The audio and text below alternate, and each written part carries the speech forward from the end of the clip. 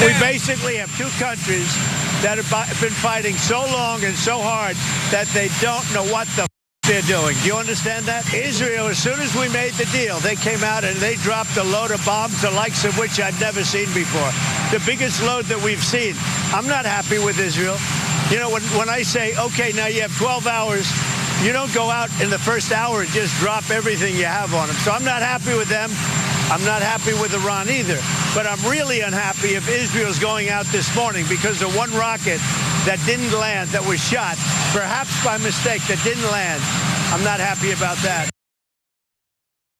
Because this is Donald Trump in real time early this morning, having to take stock of the fact that his ceasefire, which I went to sleep believing we had a ceasefire because the president said that. And he characterized it as a forever ceasefire until the end of time, until the sun balloons and consumes our planet. We'll have this ceasefire. That seemed to be overselling it even at that point. It was violated almost immediately. And in that video, you saw Donald Trump using a couple of different simplistic tactics to make himself feel better about that. So Iran's violation of it was that they fired a missile at Israel by accident, which, look, our world is very stupid. Maybe that is a thing that can happen. I kind of doubt it. I think that they fired it on purpose, but whatever. He doesn't want to believe that Iran would give him the middle finger right after agreeing to a ceasefire, so fine. They did it accidentally. But in Israel, he says, you don't do that. You don't immediately drop the biggest load we've ever seen. But the thing is, Trump, they did do that right after agreeing to your ceasefire. And you are saying that you're the greatest deal maker ever. You can solve all these problems, but you're identifying that apparently that it doesn't actually, it's not that simple. And he says they don't know what the hell they're doing. I strongly feel like someone doesn't know what they're doing. But anyway, it was violated. Perhaps it's back on, we'll talk about that. I wanna just run through a little bit more of how this developed, the violations, because it was already really clear in that video. He's angry, but he's disproportionately angry at Israel, which I found to be interesting. Take a look. He had just hung up with Bibi Netanyahu, the prime minister, and he said that the prime minister is bringing all the planes back.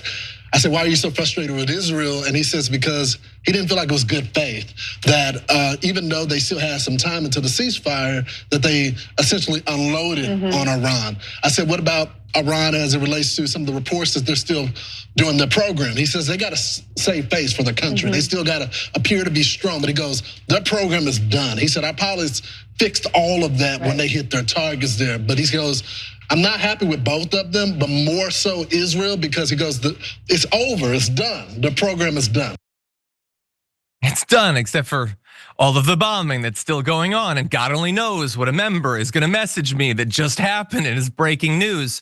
But also, I think one of the reasons that Trump was so, I don't know, like particularly angry at Israel is that for all the criticisms I've made of Israel and its foreign policy, there was no evidence that Israel would ever agree to a ceasefire and then immediately break it. There's no evidence of that ever, certainly not over the past couple of years, and that's why he was so taken aback by it. But in any event, before we get to our discussion, I just want to read a couple of messages because, like I said, I went to sleep thinking we had a ceasefire. The first thing I see when I wake up, because I doom scroll like everybody does, is him melting down that nobody knows what the hell they're doing. So he puts up this first message. This is late last night. He apparently did not sleep last night, saying that we couldn't have had this deal, which he puts in quotation marks. Now he does it for a very different reason than I would, but the way I would do it actually works here. It's a deal. But anyway, without our awesome pilots and our awesome planes and all that stuff. So the deal is made, that's great. Then the next messages are all in all caps, which is usually not a good sign when you're doing foreign policy live on social media. He says, Israel, do not drop those bombs. If you do it, it is a major violation. Bring your pilots home now. And I saw that and I was like, is this a random person? But thankfully it continues, Donald J. Trump, President of the United States. So it is actually him. Okay, so he's telling them not to drop the bombs on Truth Social. I guess that's how they communicate. Then he says the ceasefire is now in effect after they drop the bombs. Please do not violate it. And again, I wasn't sure who this message was from, but thankfully it is signed Donald J. Trump, President of the United States. So that's good. So, and then he says this, and this worried me the most. He said, "Be prepared. There is a small chance that our horrendous leadership could unknowingly lead us into World War III." And I agreed with that. I am worried about that. To be fair, he sent that message back in 2013, but I feel like it's even more true today. In any event, Elliot, apologies for all that prelude. These are wild times. What do you make of the ceasefire thus far? Do you believe that now we have a ceasefire? John, I mean, I'm really jealous that you went to sleep last night believing there was a ceasefire. I mean, I'm imagining you curled up and very comfortable under your blankets. And I was too, but mostly because I think I'd resigned myself to this not actually being effective at all. And I do find some weird comfort in Donald Trump staying up all night and demanding that people listen to him over Truth Social. At this point, it's become its own comfort blanket for me a little bit. Yeah, no, I mean, I think nothing's going to happen. And I think that Israel, like you said, is notorious for just doing whatever they want to do. I don't think they understand what the word ceasefire means. I feel like I do.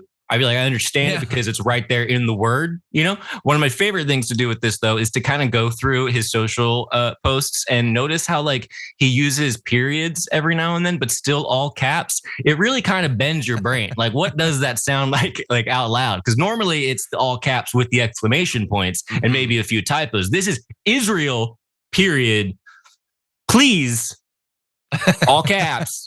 Another period. So, you know, it's really fascinating. I'm sure that there's a 4D chess going on that we're not quite sure about. To me, it brings to mind the old Will Ferrell character from SNL with voice modulation disorder. He's not actually screaming. He's just talking way too loud, I think. That's exactly what it is, yeah. Anyway, I'm gonna read only one more. And I've really tried over the last 200 days to not read any more True Social posts that I need to. It's also hard to sometimes because I don't know if anybody's noticed, but True Social is constantly down. It was down this morning. I think Iran is actively hacking it. But anyway, he sent this, and this is one of the wildest messages. We'll get to a weirder one later, but he said, Israel, that word is in caps, is not going to attack Iran. All planes will turn around and head home while doing a friendly plane wave to Iran. Nobody will be hurt. The ceasefire is in effect. Thank you for your attention to this matter. And I wasn't sure who that was, but thankfully it is signed Donald J. Trump, President of the United States. What is that? Is he manifesting peace? Like, oh, they're just gonna wave. Nobody's gonna be hurt. It's still in effect. Is it a Jedi mind trick that he's doing to the leaders of Israel and Iran? Dude, call them on the phone. Talk to Netanyahu. I know you guys speak, you're buddies. And so it's just so strange. I have no faith. And I'll just briefly say, look, if we end up where we brutally bomb Iran and Israel brutally bombs Iran, and then somehow Iran decides to forgo everything that we know about their national pride and the way they react to stuff like this over the past 50 years, and they just do a ceasefire, great. That's awesome. I think that we still are in pretty dark times when we've sent a very strong message to the world's leaders that no, you could just bomb people to hell. It's not even declaring war anymore. You could just do it. You could make a deal with them or be in the middle of diplomacy, bomb them brutally, and then lie to them about the timeline they have to respond, and then bomb them again. And that's fine. And by the way, if you're strong enough, they just let you do it. That would be pretty dark. I don't want Putin learning that lesson. I don't want Xi Jinping learning that lesson, which they probably already know.